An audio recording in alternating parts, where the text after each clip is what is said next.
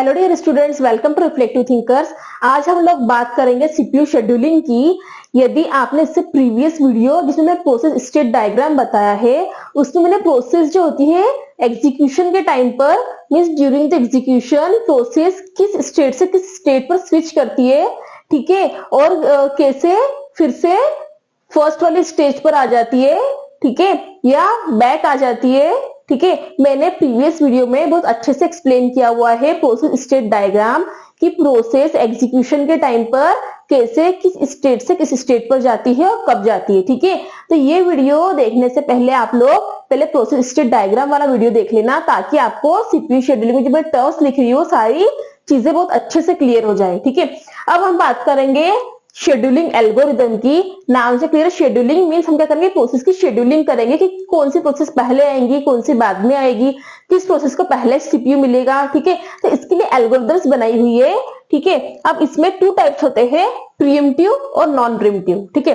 Pre-emptive, सबसे पहले non pre-emptive देखो नॉन प्रीएम्प्टिव में क्या होता है कि मैंने आपको पहले जब ऑपरेटिंग सिस्टम पढ़ाया था तब भी बताया था कि देखो नॉन प्रीएम्प्टिव मींस जो पहले प्रोसेस आई एग्जीक्यूशन के लिए, ठीक है। प्रोसेस कैसे आती है, सपोज ये रेडी क्यू है,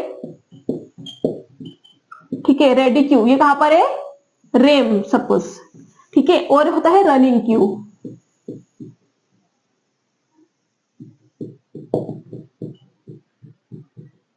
ठीक है।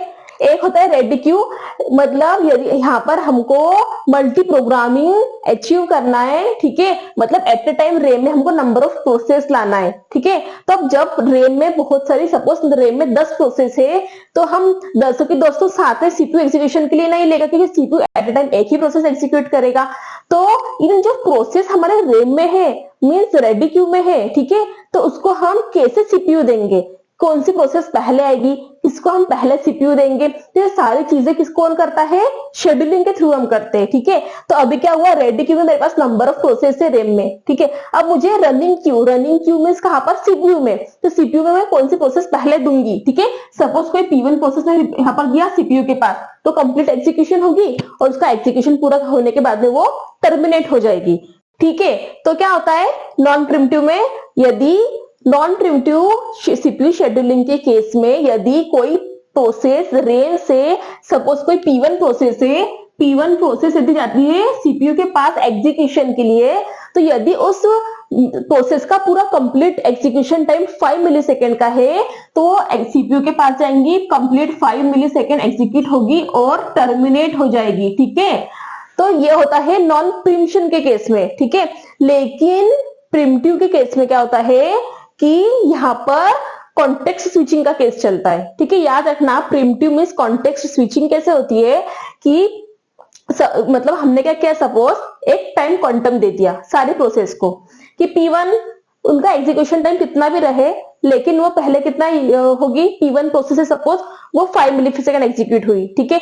फिर मैंने P2 को सीपीयू दे दिया, तो P1 कहां चली गई, फिर से रेडी क्यू में चली गई, फिर उसको हम फ्यूचर में एग्जीक्यूट करेंगे, ठीक है। तो इसमें क्या होगा, नॉन प्रीएम्प्टिव के केस में क्या होगा कि यदि P1 प्रोसेस है, P1 रनिंग क्यू में गई, सीपीयू के पास गई, तो 2 मिलीसेकंड एग्जीक्यूट हुई, फिर उसको रेडी क्यू में हमने वापस भेज दिया, P1 को क्या किया, फिर से वापस रेडी क्यू में भेज दिया, और फिर P2 प्रोसेस को हमने रनिंग क्यू में भेजा, मतलब सीपीयू के पास भेजा एग्जीक्यूशन के लिए। बस यहाँ पर क्या कर रहे हैं हम, P1 कंप्लीट प्रोसेस नहीं हुई, फिर भी क्या किया हमने, कॉन्टेक्स्ट स्विचिंग कर दिया, मतलब सीपीयू से वो रेम में चली गई और रेम से हमने P2 नंबर की अनदर प्रोसेस सीपीयू के पास दे दी एग्जीक्यूशन के लिए। ऐसा क्यों, रिस्पॉन्सिवनेस के लिए, क्योंकि यदि हम नॉन प्रीएम्प्टिव यूज करेंगे तो यदि P1 को बहुत ज्यादा टाइम लग रहा है एग्जीक्यूशन के लिए, तो P1 ही एग्जीक्यूशन सीपीयू लेकर बैठ जाएगी और पूरा खुद का एग्जीक्यूशन करेगी, और बाकी की जो प्रोसेस है इसके बाद की वो वेटिंग में चली जाएगी, मतलब वेट करते रह जाएंगे, उनको जल्दी रिस्पॉन्स नहीं मिलेगा।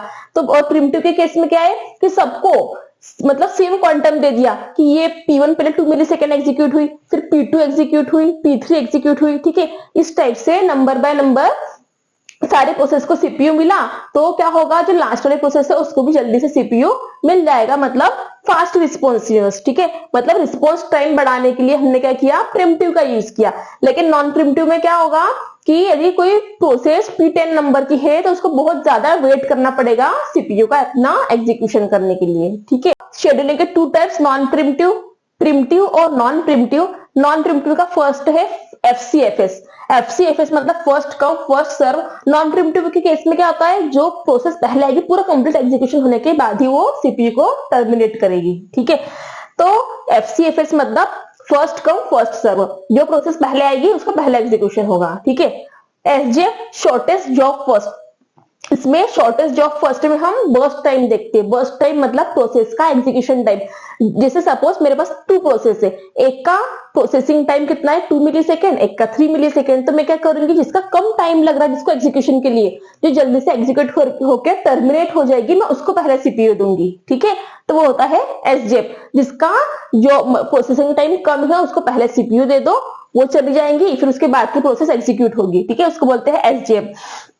उसके बाद में आता है प्रायोरिटी। प्रायोरिटी हमारा जो है नॉन प्रिमिटिव में भी वर्क करता है और प्रिमिटिव में भी वर्क करता है। प्रायोरिटी का मतलब होता है कि मेरे पास सपोज 5 प्रोसेस है, अब 5 प्रोसेस में जिसकी प्रायोरिटी हाई है, ठीक है, जिस प्रोसेस की प्रायोरिटी हाई है मतलब जिसको इमरजेंसी जो प्रोसेस हमको सबसे पहले एग्जीक्यूट करवानी है उसको हम प्रायोरिटी नंबर दे देते हैं। तो जो प्रोसेस का प्रायोरिटी हाई होगा उसको हम पहले एग्जीक्यूट करेंगे। ठीक है, प्रायोरिटी मतलब ऐसा होता है ना, नॉर्मली कहीं पर बहुत बड़ी क्यू लगी हुई है, ठीक, नंबर ऑफ ठीक है, जहां पर क्या होता है कि एक क्यू लगी हुई है, बहुत सारे लोग खड़े होते हैं, उसमें जिसकी प्रायोरिटी हाई है उसका पहले नंबर लगा देते हैं कई बार। ठीक है, तो वो होता है प्रायोरिटी बेसिस पर। इसके बाद में होता है प्रिमिटिव। प्रिमिटिव में क्या होता है SRT। SRT मतलब शॉर्टेस्ट रिमेनिंग टाइम फर्स्ट। जो SJF है उसका ही प्रिमिटिव वर्जन जो है, मतलब इसको प्रिमिटिव SJF भी हम कह सकते हैं। ठीक है, SRTF shortest remaining time first मतलब जिसका टाइम सबसे कम बचा हुआ है, शॉर्टेस्ट टाइम है जिसका प्रोसेस का, उसको हम पहले एग्जीक्यूट करेंगे प्रिमिटिव के केस में।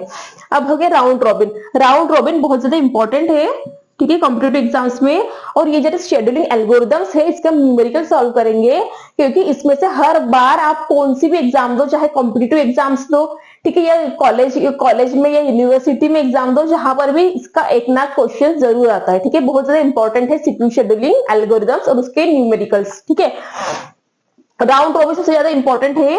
राउंड रॉबिन में क्या होता है कि हम एक टाइम क्वांटम, जैसे मैंने अभी बताया कि हर प्रोसेस को हमने क्या किया, टाइम क्वांटम दे दिया कि पहले P1 प्रोसेस एग्जीक्यूट हो, फिर P2 मतलब P1 का सपोज मैंने टाइम क्वांटम 5 डिसाइड कर लिया। ठीक है, तो मैंने क्या किया, P1 प्रोसेस 5 टाइम एग्जीक्यूट हुई, 5 मिलीसेकंड एग्जीक्यूट हुई, फिर रेडी क्यू में चली गई। ठीक है, फिर P2 प्रोसेस आई, वो 5 मिलीसेकंड एग्जीक्यूट हुई। तो ये किसमें होता है, राउंड रॉबिन में होता है, जिसे हम टाइम क्वांटम दे देते हैं। ठीक है, जिससे क्या होता है, हमको सीपीयू जल्दी मिल जाता है, मतलब फास्ट रिस्पॉन्स करता है। ऐसा नहीं कि जो प्रोसेस लास्ट में है उसको बहुत टाइम तक सीपीयू का वेट करना पड़ रहा है। ठीक है, तो इसमें क्या होता है कि सारे प्रोसेस को जल्दी जल्दी सीपीयू मिल जाता है। ठीक है, इसके अंदर प्रायोरिटी, प्रिमिटिव प्रायोरिटी भी है और नॉन प्रायोरिटी भी। हम न्यूमेरिकल सॉल्व करके तो आपको सारी चीजें धीरे धीरे क्लियर होंगी कि कौन सी शेड्यूलिंग किस टाइप से वर्क करती है। ठीक है, तो ये अभी सिर्फ इसके सिंपल बेसिक इंफॉर्मेशन है। जब हम न्यूमेरिकल सॉल्व करेंगे तब को each and every point clear हो जाएगा बहुत अच्छे से। ठीक है, इसमें फिर आता है एक multi level feedback queue scheduling और इसमें है मल्टी लेवल क्यू शेड्यूलिंग। ठीक है, तो इसमें हम देखेंगे कि कैसे नंबर ऑफ प्रोसेस रेम में आती है और रेम में आने के बाद हम उसको कैसे प्रोसेस को शेड्यूलिंग करके इसको सीपीयू मिलता है और कैसे वो कॉन्टेक्ट स्विचिंग करती है रेम से सीपीयू और सीपीयू से रेम में। ठीक है, बहुत ज्यादा इंपॉर्टेंट टॉपिक है। ठीक है, तो इसको हम न्यूमेरिकल के थ्रू नेक्स्ट वीडियो में देखेंगे। ठीक है, 1 बाय 1 बहुत अच्छे से मैं आपको हर एक सीपीयू शेड्यूलिंग क्लियर करूंगी। ठीक है, थैंक यू।